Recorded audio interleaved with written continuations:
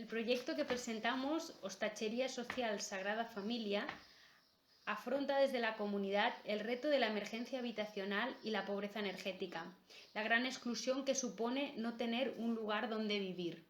Desde nuestra entidad creemos que es la propia sociedad la que debe generar oportunidades para que estas personas que pasan por situaciones críticas o momentos de fragilidad puedan encontrar recursos y no quedarse desvinculados del dinamismo social.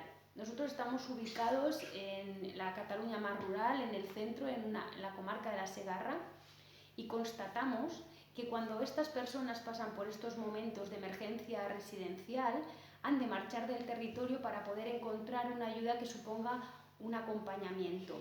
La persona debe desarraigarse para poder encontrar un recurso adecuado.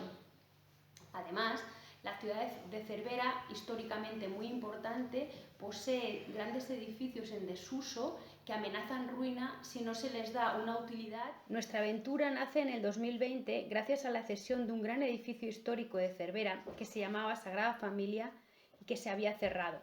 Se trata de un espacio amplio que permite diversificar acciones y desarrollar una actividad muy polivalente. En él se ha creado, por una parte, una vivienda de larga estancia para personas sin hogar que hacen de este espacio su domicilio. Estas personas se comprometan con el proyecto para llevarlo a cabo y gestionarlo. Son personas que trabajan y viven en común. En esta parte tenemos 5 camas.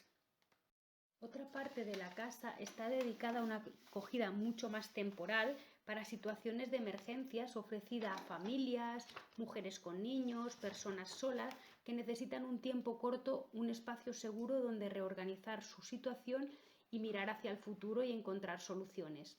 Esta gente son acogidas y acompañadas por el grupo fijo de la casa. Tenemos 6 habitaciones individuales y 2 habitaciones grandes para familia.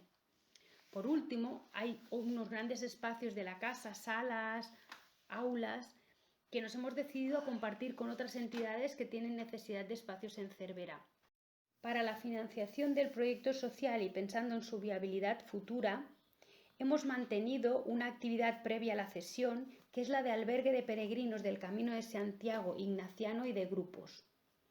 Es una plataforma magnífica para que las personas que participan en el proyecto tengan aprendizajes prelaborales y además podamos tener unos ingresos en la casa.